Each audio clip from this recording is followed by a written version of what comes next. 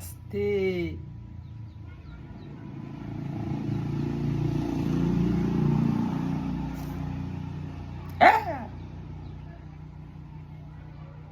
নাটক বেশি করছো না একটু, যা লাগছে। দেখুন গাইস, পূজা আমার কানে তেল দিয়ে দিচ্ছে, অনেক শান্তি। কান ফুটেছে, লজ্জা লাগা উচিত আছে। কান ফোটালে হ্যান্ডসাম লাগে মানুষ। কানের যত্ন নিতে, এক সপ্তাহ বেশি হয়ে যাচ্ছে, টক জিনিস খেয়ে বেড়াচ্ছে। তেল দৈনিক কিছু করে না, শুধু বোরবিন গেঁদে রাখি। একটুকু ব্যথাটাই সহ্য করার ক্ষমতা নেই। এটাকে ভালোবাসা বলে। আর একটু গরম করে তেলটা। কি হয়েছে, কি হয়নি, আবার এসে দেখছি আমাদের ভালোবাসার জন্য ঠিকঠাক হয়, একটা বাচ্চা দিও। কোথায় এসে বিড়াল চলে গেছে শুনি, তুমি না?